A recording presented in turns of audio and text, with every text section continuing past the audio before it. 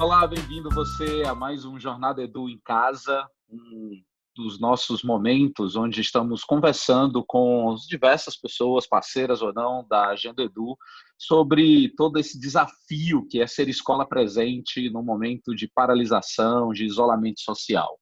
E como temos feito em cada uma dessas conversas, temos convidados que vêm para um tempo de troca, de partilha, sobretudo com muita generosidade, a partir das experiências e de todo o arsenal intelectual que essas pessoas têm. E hoje, aqui comigo, o privilégio de receber Raquel de Oliveira. Raquel, muito bem-vinda a esse papo aqui na Agenda Edu. A Raquel, gente, ela é consultora de políticas educacionais e inovação da FGV e professora do Instituto Singularidades. Isso só para citar dois itens dessa longa e brilhante jornada da Raquel.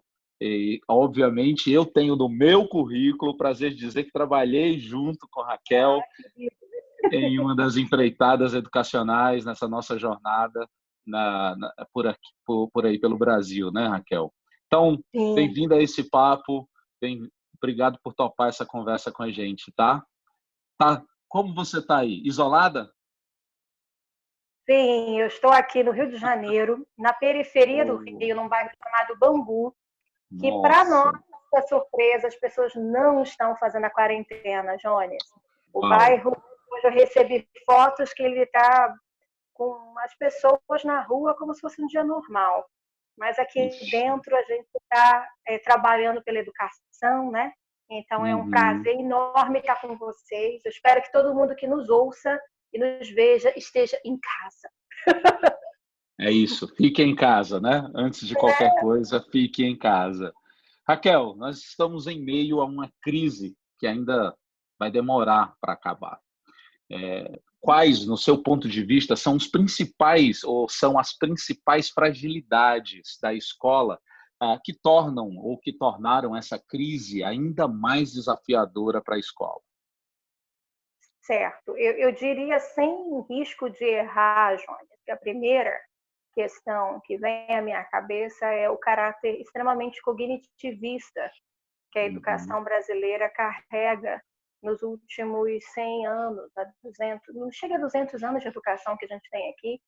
O movimento das escolas abertas para a maioria da população é da década de 50 do século passado, então não tem 100 anos. Mas a gente tem uma tradição escolar no Brasil muito conteudista. E o que aconteceu? Essa fragilidade pedagógica nossa, que eu brinco que era uma fratura, que estava ali com umas talas escondidas, quando a gente tira a escola do ambiente físico e do tempo cartesiano, de horário de entrada, horário de saída, e a escola se vê desafiada a continuar a aprendizagem dos seus meninos numa nuvem, a gente se depara com o seguinte desafio: sem a cadência de dar conteúdo, o que me resta na escola? Parece que a escola está limitada a isso, né? E, de certa forma, essa foi a base histórica construída. Sim. E o que acontece? No nosso modelo analógico, que foi a escola que eu estudei, que você estudou, que a maioria que está nos ouvindo aqui estudou, isso fica diluído porque tem, no mínimo, 30 cabeças ali na turma. Então, essa questão de customizar e de personalizar o que o Jones precisa para ele aprender, o que a Raquel precisa para ela aprender, se esvai porque é um espaço com 30 ao mesmo tempo e um mediador, que muitas vezes é o professor, não na função de mediador, mas de dar instruções. Quando você tira desse ambiente analógico e joga para um ambiente virtual de aprendizagens, primeiro, a instrução, que é o norteador do lugar escola analógico, cai, porque no ambiente virtual a relação sobe. E aí, quando eu falo de relação, aqui, por exemplo, sincronamente, ou seja, ao mesmo tempo, eu falo, você me ouve e vice-versa. Mas os colegas que vão assistir essa gravação vão assistir na hora que quiserem, quando quiserem, dando pausa, acelerando, diminuindo, o que é um movimento assíncrono. Então, a escola, ela acontece no modelo tradicional sincronamente com 40 pessoas no ambiente. Quando você joga para a nuvem, isso, além de poder ser assíncrono, entra o fator escolha, eu posso desligar o botão e não te ouvir, eu posso escolher não querer te ouvir. Tem um outro fator que eu estou sozinho na tela aqui com você, por mais que tenha mais gente ouvindo. Então, a individualidade grita. E uma terceira camada que vem também, Jones, é que a caixa preta que os pais não conseguiam entrar, que era a aula, agora foi para dentro da casa dos pais. Que Então, coisa. Quem né? imaginaria no início deste ano, ao preparar, ao colocar em ação o seu calendário letivo, que teríamos que fazer toda essa ressignificação do ser escola, hein? Que coisa. Não tinha, Jones. E quer ver uma coisa que é tão interessante? Há quanto tempo você ouve a palavra disrupção, educação disruptiva, comportamento Escola disruptivo? inovadora. Sim, é moda, é moda. Uhum. E esses dias eu estava pegando, eu traduzi um guia da OCDE, até compartilhei com você, se você quiser compartilhar com as Sim, pessoas que precisam ouvir o podcast, e vem compartilharemos. recheado de termos de disrupção, e vem com o verbo, né, disrupt, nem sei falar isso em português, uma disrupção faz com que haja uma disruptura, porque algo disruptuiu. Nós não temos esse Nossa, verbo aqui. trava-língua. E eu me peguei, eu fiquei como tradutora buscando um verbo. E é descontinuar, é interromper. Então é a mesma Uhum. coisa, Jones, se você de repente quisesse comprar um Fusca, talvez de colecionador, o Fusca não existe mais, porque a produção dele foi descontinuada. Você querer Uhum. voltar agora para um modelo de escola tradicional que a sua escola tinha antes da pandemia, não existe mais, porque os seus alunos já vão Uhum. voltar de uma outra forma. O seu cliente, que é o pai, vai voltar com outro olhar. O seu professor, idem. Não só um olhar das relações sociais, mas um olhar também afetivo. Por quê? A gente está com uma iminência aí de ter um pico da curva. Agora, hoje a gente está gravando esse vídeo no dia 7. O pico da Uhum. curva está compreendido entre os dias 6 e 27 de abril. Então, Uhum. nós vamos ter alunos que vão ter históricos de perda, professores que vão ter históricos de perda. E eu posso ter até escolas que vão ter históricos de perda de funcionários. Nossa, Então, a é muito escola, maior do que a gente está imaginando.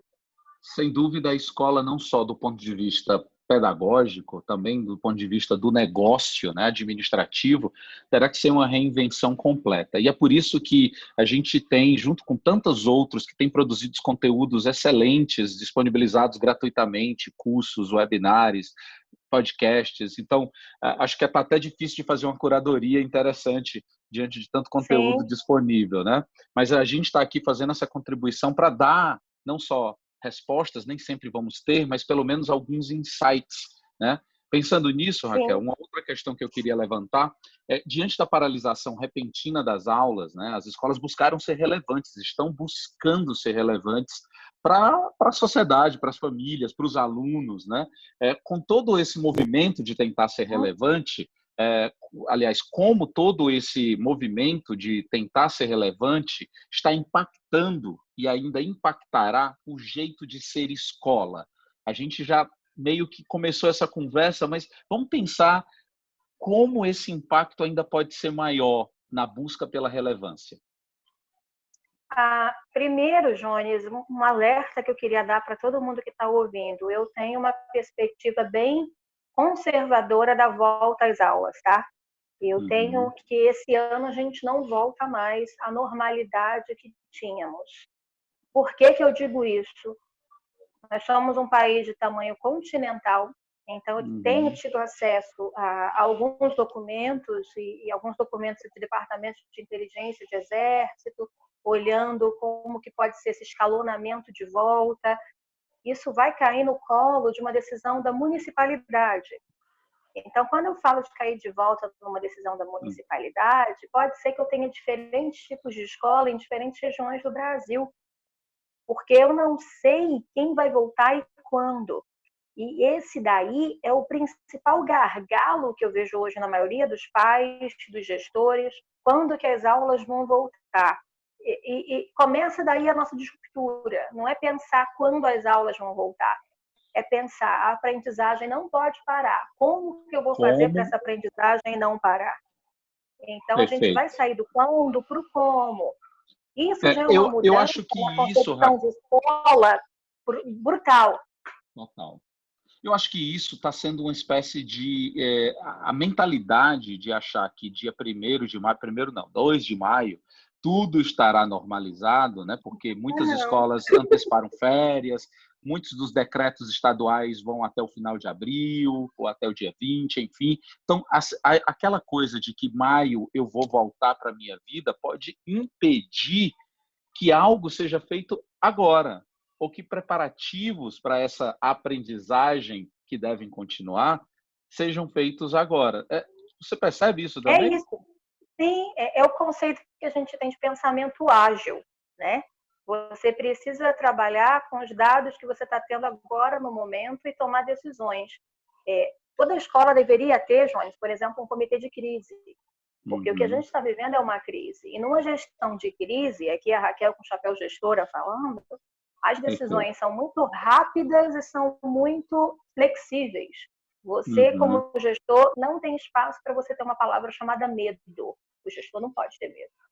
Ele tem que ter um olhar sistêmico, buscar estratégia, que é sair de um ponto A e para um ponto B. Só que para ele Uhum. sair de um ponto A e para um ponto B, ele tem que definir que pontos B são esses por dia. Então, primeiro ele tem que montar um comitê, na minha visão, um comitê gestor multissetorial, que tenha pai, que tenha funcionário, que tenha pessoas do pedagógico, pessoas do administrativo, do financeiro, porque eu acredito que a maioria do que a gente está falando aqui é de escola privada, e eu Uhum. preciso tomar, dentro desse comitê de crise, de gestão de crise, as decisões e comunicar as famílias, principalmente. Porque se a família não estiver do lado da escola nesse momento, a escola vai quebrar. Porque o que a família compra de serviço da escola, que é a educação do filho, se você simplesmente começa a achar que transformação digital é usar a plataforma, o pai vai achar que ele é professor, não precisa mais pagar a escola. Perfeito. Você trouxe uma questão. Eu estava observando no começo da semana passada os movimentos das escolas que estavam decidindo e comunicando sobre a antecipação das férias. E era interessante que eu estava vendo pelas redes sociais. A escola postava um comunicado sobre antecipação de férias, dependendo de qual era a posição dela, né? Assim, se ela estava ou não antecipando, tinha as reações dos pais.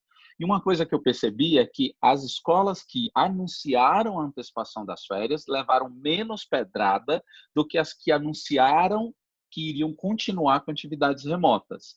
Bom, independente de ser certo ou errado, o que me ficou em alerta é os pais estavam sendo só receptores de uma decisão tomada e não parte, como, por exemplo, através de um comitê. E aqui é claro que a gente não vai dizer que agora, se o pai não participar da decisão, a escola não tem autonomia para decidir. Não é isso. Mas esse conceito do comitê que você trouxe é uma super dica. Fica o registro para aqueles que nos escutam de ter um comitê Sim. formado por as diversas camadas da E comunidade escolar. quando a gente fala, Jones, sim, quando a gente fala dessa questão de aprendizagem remota, eu vou forçar muito esse termo, porque é o termo correto. Nós não temos o ensino à distância. Ensino à distância é bem diferente do que a gente está acontecendo agora. O que a gente Boa tem é um nome distinção. do inglês, que é remote learning, aprendizagem remota. Ela se configura, quando você vai desenhá-la, você precisa fazer algo numa situação normal de temperatura e pressão, chamada análise contextual.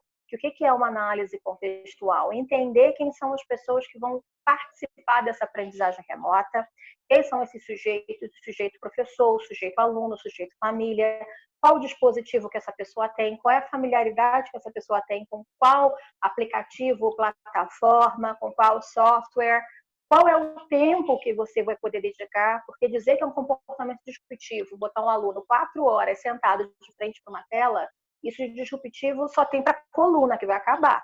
Mas em termos de cognição e de aprendizagem, nada. Pensar que você pode ter o cenário que numa mesma casa o pai vai estar fazendo home office, a mãe vai estar fazendo home office, não vai ter dispositivo para todo mundo, pode ter mais de um aluno numa casa só. Você pode ter em cada casa, dependendo do ticket da escola, um pacote de dados que não vai deixar que o pai faça uma conferência como essa que a gente está fazendo e o menino faça ao mesmo tempo, a internet vai cair. Você tem que pensar, por exemplo, em aumentar as atividades assíncronas e diminuir as atividades síncronas, porque a relação vai se dar muito mais em momentos de troca do professor, o professor perguntar como que aquela criança, aquele jovem está, do que o professor dando instrução. Então, Perfeito. é um código mental totalmente novo para todos os envolvidos. Existe um autor que eu gosto muito, o nome dele é Michael Fullan, e é o pai de uma coisa que onde a gente trabalhou, na casa que a gente trabalhou, a gente usava muito, que é cultura colaborativa. Sim. O Fullan é a pessoa que cunhou esse termo. E o que ele diz? Quando você tem uma ação, numa situação de crise, você toma uma ação sem estratégia, a chance dessa ação ser ao acaso, um monte de dando tiro no escuro, isso levar a uma aflição e frustração crescente é muito grande. Então, talvez por isso que as escolas que decidiram dar férias e estão usando esse tempo para entender e estrategiar o que vai ser feito, essa escola teve uma decisão que levou em consideração que ela precisa de um tempo para estrategiar e os pais precisam de um tempo para entender o que está acontecendo com a situação do mundo. Porque quando alguém me diz que está esperando voltar o calendário agora em maio, é um completo absurdo, Joanes. Eu estou tendo contato com pessoas do mundo inteiro que é como se eu tivesse uma máquina do tempo um mês à frente, porque eles já passaram por essas situações. Eu posso dizer que até mesmo na China, e eu estive em Xangai, você sabe disso, tenho contatos com o pessoal de lá, a normalidade já voltou na China, vírgula. As escolas não. Porque quando você pensa numa epidemia, e eu vou dar um exemplo aqui bem raso, que todo mundo vai entender, uma criança pega piolho. O que acontece, Joanes, numa escola? Não dá para voltar. Para o pai tratar a cabeça, pede para o tio Zequinha ficar em casa enquanto não estiver com a cabeça limpa. Você imagina. Não dá para voltar no dia seguinte. Né? Se eu pego um vírus que tem uma circulação alta, uma progressão, você de matemática sabe o que eu vou falar, geométrica que gera um crescimento exponencial. E eu deixo esses lugares com as crianças que são assintomáticos, na sua grande maioria circulando. Crianças, se eu pego educação infantil, ela coloca o sapato na boca, não vai colocar a mão na boca. Pega uma coisa que está comendo e põe na boca do outro. É por isso que elas são as maiores transmissoras, né, do vírus. Exato. Somado a isso, Joanes, a gente ainda vive num país que tem a tradição dos filhos trabalharem e pedirem auxílio dos seus pais para cuidarem dos seus filhos. Então, assim, é uma série de contextos que me levam a desenhar com muita segurança o alerta. Escolas, se preparem para 20 semanas aí, no mínimo. É isso, o alerta está dado. E, paralelo a esse alerta, eu fico pensando que a escola que tentou, está tentando apenas transferir essa atividade focada no conteúdo para que haja o consumo em casa, eu acho que ela ainda não entendeu essa virada de chave, que é aquilo que você já distinguiu há pouco, né? Não é o ensino à distância, né? Mas a aprendizagem remota. Então, eu vejo muita gente dizendo assim, nós temos um banco de videoaulas, ou nós temos condição de fazer transmissão, eu vou botar o professor em contato com o aluno, ele vai dar conteúdo e acabou. E o aluno vai fazer tarefa. E aí a família participa como? Ô filho, você assistiu a aula? Ô filho, você fez a tarefa? Beleza. É isso? Jones, eu vou lhe dar uma metáfora. Imagina que se você pudesse voltar para 1942, você está no meio da Segunda Guerra Mundial e você mora, você pode escolher se você está na França, na Itália ou na Inglaterra. Só um lugar bom que não foi bombardeado, né? E aí, você é uma criança nesse cenário onde a sua cidade, seu vilarejo, sei lá o que for, está sendo bombardeado o tempo todo e a sua escola não para de te mandar exercício e você tem que ignorar toda a guerra que está acontecendo você tem que ignorar o seu medo, você tem que ignorar a sua insegurança, você tem que ignorar suas curiosidades sobre o que está acontecendo, porque você tem que continuar resolvendo a equação de segundo grau, você tem que continuar fazendo análise sintática de todos os períodos compostos, você tem que continuar sabendo o ciclo de Krebs. Você, no mínimo, ia falar, Raquel, isso é estranho, isso é esquizofrênico. Traz para o que está acontecendo agora. É o que a gente está fazendo com os nossos meninos. Você está no momento agora que a escola precisa entender que conteúdo programático não é currículo. Sumário de livro didático não é currículo. Tá? O livro é recurso, o livro não é curso. Eu amo essa definição.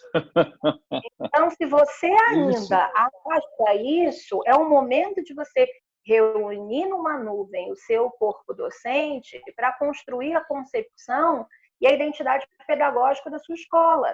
Porque se você acredita que a sua escola, o papel dela é só cobrir o livro de capa a capa, você pode correr o risco de perder o seu aluno, porque agora o pai está vendo que consegue fazer isso sozinho com videoaula que você manda.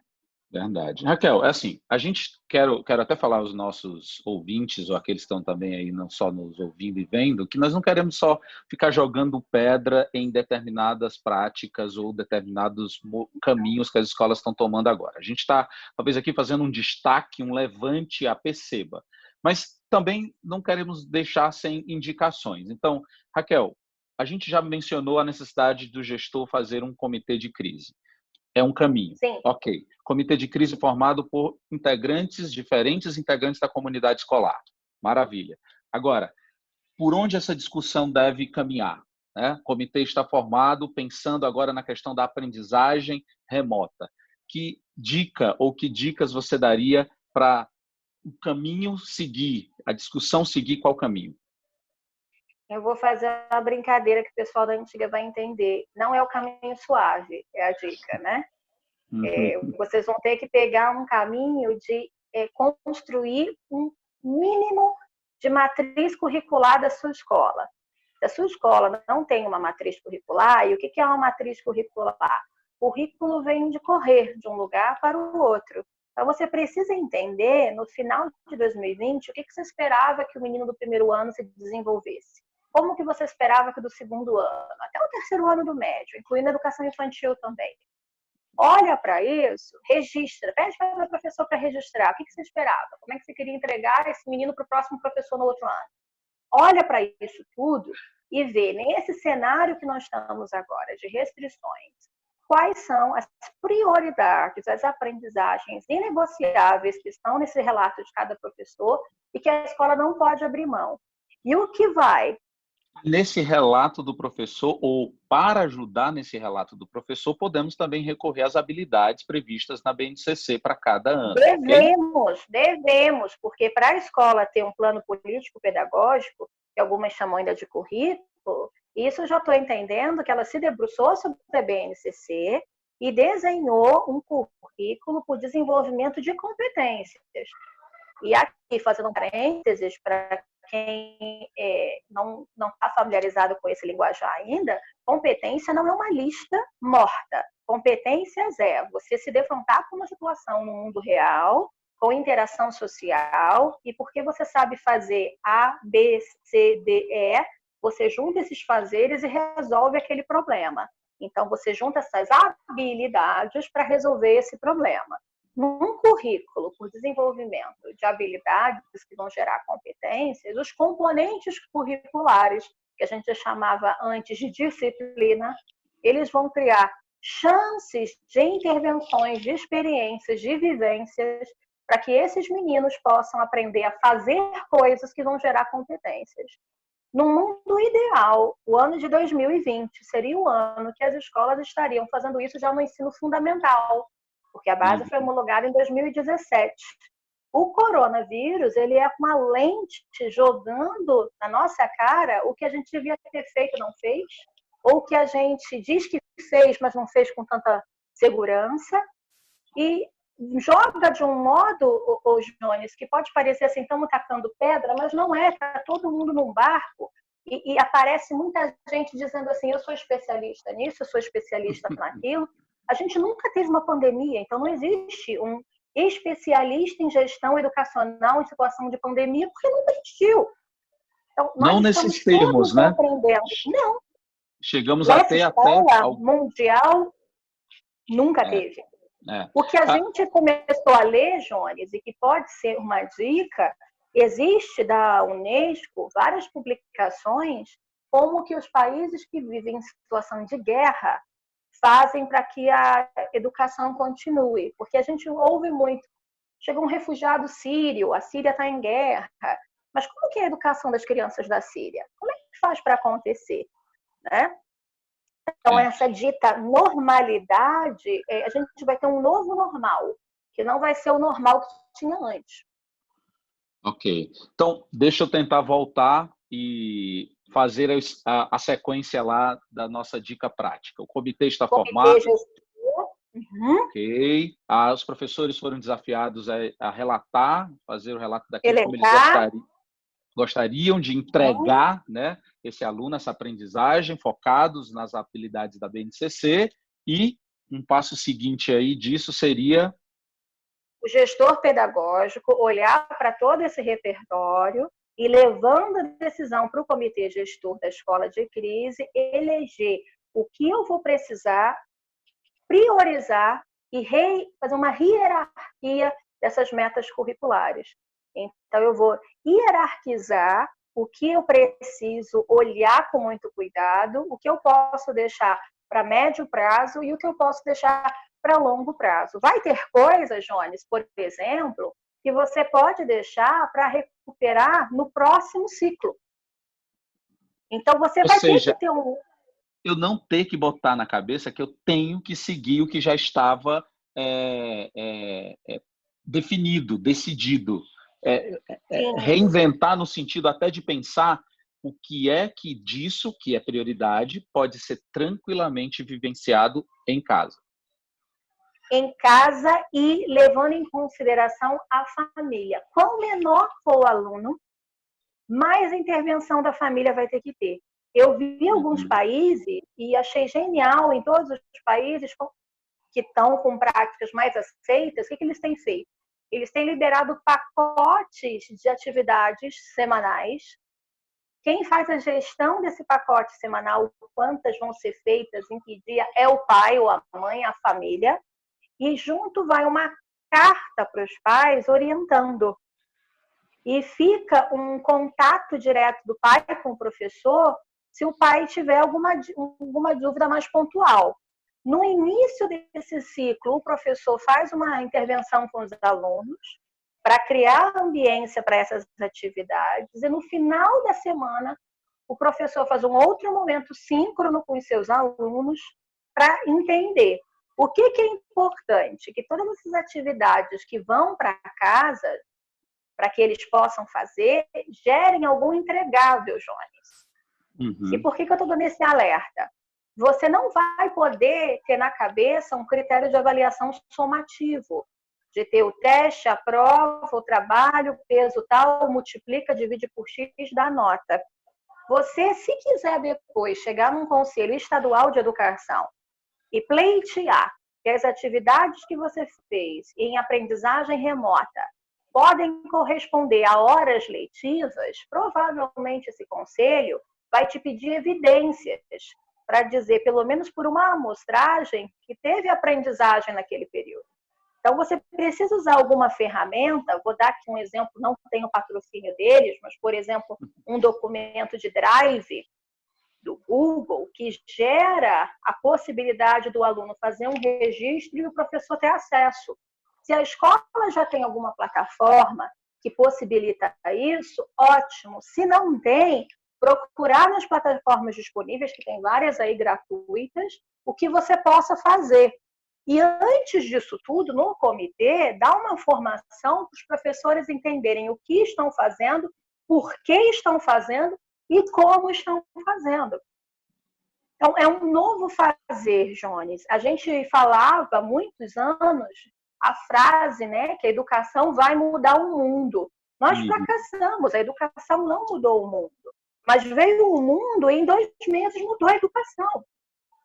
Perfeito. Não é Excelente. o currículo, não é o currículo, Jones, que vai ter que se adequar ao coronavírus. Ou melhor, não é o coronavírus que vai ter que se adequar ao currículo. É o contrário. É o Sim, currículo que vai ter que se adequar às demandas da sociedade. perfeito. Então, se você tem uma rede de escola, por exemplo, você não vai poder adotar a mesma medida em todos os bairros, porque pode ser que em cada escola a demanda seja diferente. E aí essa conversa com o comitê gestor, com os professores elencando as prioridades curriculares, depois sendo feita uma curadoria disso, levando para as redes, para as nuvens, para gerar entregáveis, e sempre envolvendo, vou te dar um exemplo. Eu fiz agora há pouco a orientação curricular de um município no norte do Brasil. E agora eles estavam colocando as atividades para a educação infantil. E o que a gente desenhou para lá? Por exemplo, pegar os campos de experiência da base, que são os campos de experiência da educação infantil, e pegar atividades do dia a dia da casa, que as crianças podem fazer com os pais, e explicar para os pais a intencionalidade pedagógica daquela atividade numa linguagem que o pai entende. Então, atividades como: meu filho, vamos arrumar o guarda-roupa? Vamos separar o que é roupa grande, roupa mais ou menos e roupa pequena? Vamos separar qual é a roupa do papai, da mamãe e do irmão? Vamos separar por cor? Vamos separar o que é roupa de frio, o que é roupa de calor? Isso você está trabalhando classificação, você está trabalhando pensamento lógico, você está trabalhando eu, o outro e o nós, você está trabalhando a noção de quantidade, você está trabalhando progressão numérica. E você Vamos pode fazer primeiro isso, arrumar a gaveta. e você pode fazer isso de forma gradativa, não precisa ser uma dose enorme de atividades propostas para ser feita num único dia, não é verdade? O E eu nome acho disso, Jones, que você está falando, tem um nome bonito, que é sequência didática. Você desenha uma sequência didática porque você quer que um objetivo de aprendizagem seja desenvolvido. E você vai dando isso em cápsulas. se a gente já falava que sem contexto fica difícil de ter significado, né, a tal da aprendizagem significativa, imagine agora. Sim. Então, Então, tem documentos já, bastante documentos dando apoio. Tem um site chamado Aprendendo Sempre, e no comitê de crise, tudo que está sendo produzido por todas as instituições, a gente está subindo nesse site. Eu acho que é aprendendosempre.org, se não me falha a memória. E tem esse guia que eu traduzi essa semana, tem outras intervenções sendo feitas, e lembrando que a parcela que a gente está falando aqui nessa conversa é uma parcela muito privilegiada do Brasil. Porque se a gente for olhar para o outro lado, que é o lado até mesmo das escolas privadas no chamado Brasil Profundo, que não tem conexão de internet, não tem pacote de dados e não tem dispositivo de uma maneira tão fácil como cidades grandes possuem, a gente vai agora, daqui a pouco, começar a usar as televisões, Jones, para fazer com que essas interações, dessas intervenções para garantir aprendizagens inegociáveis, cheguem mais remotamente. olha o telecurso aí, voltando, hein? É bem isso. Só confirmando, é aprendendosempre.org mesmo, tá? Já acessei aqui, ó. Você pode conferir. São bastante conteúdos relevantes, sugestões aqui. Fica a dica aí para você, tá? Raquel, a gente, cara, eu não sairia desse papo tão cedo hoje. Pegaria um lanche ali, pegaria um vinho e continuaria esse papo aqui hoje com você, viu? A gente pode voltar outras vezes, eu fico à disposição. O que o pessoal da Agenda Edu quiser conversar, se tiver algumas perguntas baseadas nessa conversa, a gente pode encontrar de novo, porque o desafio não vai ser pequeno. Não mesmo. É um desafio muito grande. Nós precisamos estar equilibrados emocionalmente. Eu falo que só perde para a prioridade da aprendizagem a prioridade pela nossa saúde mental. Então, que a gente possa cuidar de si, igual um avião, botar primeiro o oxigênio na gente para cuidar do outro, para que a Verdade. gente possa cuidar dos outros também, e junto desta forma a gente possa levar a nossa civilização a passar por esse momento de desafio e tentar ver nessa crise uma oportunidade de Verdade. sairmos dela seres humanos melhores. A nossa conversa foi bastante marcada aí por gestão de crise, né? E eu sei que você está muito envolvida com o comitê de crise ligado ao MEC. É, como é que estão as coisas por lá, Raquel? Antes da gente findar esse papo, Muito o que você trabalho. pode nos dizer? Tem esperança? Tem algo que nos traga esperança aí no meio disso tudo? Tem. Por exemplo, esse site que eu te falei já é um lugar que a gente observou, o Instituto Península. Eu posso depois passar para você, Jones. Acho que eu já te passei, inclusive. Fez uma pesquisa com os professores perguntando qual era a maior angústia. E o Uhum. CIEB fez com as secretarias de educação. Dos dois lados, o que foi observado é nós estamos sendo bombardeados de iniciativas e não sabemos o que fazer nem como ordenar isso. Então, com essa oitiva, já foi criado esse site que eu te passei. Isso é Uhum. um lugar que eles conseguem organizar um fluxo de pensamento. O BEC tem participado das reuniões, o CONSED, e para quem não está familiarizado, é o Conselho Nacional dos Secretários Estaduais de Educação, a UNDIME, que é a União Nacional dos Dirigentes Municipais de Educação, e nós temos muitas entidades de organizações de sociedade civil. Eu estou nesse comitê representando a Fundação Getúlio Vargas. Então, tem muita gente lá sabida pensando a questão da ausência de uma liderança política proativa no nosso país é uma lacuna muito grande. Então, nessa ausência de ter essa liderança proativa, eu vou lhe dar exemplo, o presidente de Israel foi para a TV fazer contação de história para as crianças. A primeira-ministra da Nova Zelândia foi para a TV para explicar o porquê que as crianças não podiam ir para a rua brincar. A gente teve agora o primeiro-ministro da Austrália assinando um decreto em rede nacional que o coelhinho da Páscoa estava liberado para viajar. Todo mundo não podia viajar, mas o coelhinho vai poder para as crianças poderem receber seus ovos. Então, pode Maravilha. parecer coisas bobas, mas Uhum. nesse momento que se o cognitivo, Jones, fosse só ele bastasse a bala de prata, com a carga cognitiva que a gente tem, o tanto de gente com mestrado, doutorado, PhD, nós íamos ter a solução para toda essa crise na mão. Mas sabe aquelas competências que você, eu e todo mundo que está ouvindo já ouviu falar, chamada competências do século XXI, que a gente Uhum. elencava quase como um bingo pedagógico? São elas que estão fazendo falta agora, Jones. A Uhum. resiliência, o pensamento colaborativo, a resolução de problemas. Então, neste comitê, o que a gente está tentando fazer é extrair o que cada instituição dessa, governamental ou não, tem para poder apoiar as redes, quer seja pública, que 87% dos alunos brasileiros lá, ou privada, que a gente tem 13% do nosso alunado. Ok. Raquel, parabéns para você e todo o comitê por tudo que vocês estão se esforçando. Eu tenho acompanhado, você tem me dado uma série de informações também nesse sentido. Eu acho que esse é o momento, sobretudo baseado nesses exemplos de governantes que você nos trouxe, de que possamos dar as mãos e se fazer presente. Então, não é à toa que a Agenda Edu levantou esse mote, né, de ser escola presente nesse momento.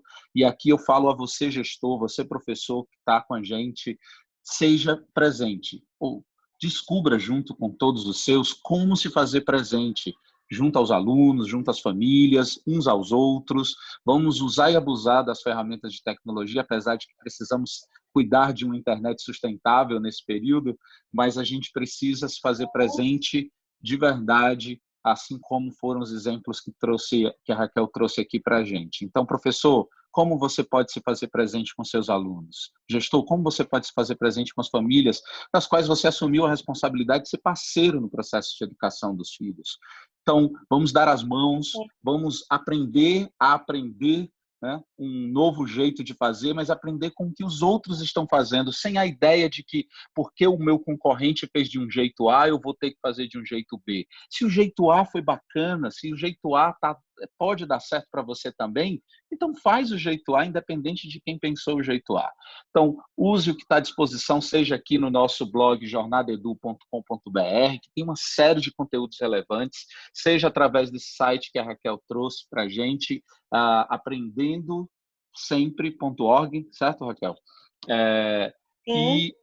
E a nossa ideia, Jones, é que esse site fique para além da Covid, porque essa escola que a gente sonhava tanto, ela chegou de uma maneira dolorosa, né? Doida e doída. É isso. Mas que ela vai ficar, porque não tem mais volta. A humanidade foi impactada e a gente não vai voltar a ser aquele velho Jones, a velha Raquel anterior à pandemia. É isso. Bom, muito obrigado para você que acompanhou esse vídeo, que está sendo postado junto com outros na IGTV, na @agendaedu. Raquel, muito obrigado. Senhoras e senhores, de onde você estiver aí, palmas. Raquel de Oliveira, muito obrigado. Muito obrigada. Palmas para a gente. Essa conversa. E palmas para todos da área da saúde e para todos da área de educação que estão buscando também se fazer presente aí. Então, um grande abraço. Raquel, beijão no coração. Muito obrigado por esse papo generoso. Tchau, vamos juntos, porque a gente consegue. Tchau. Vamos sim. Fique em casa.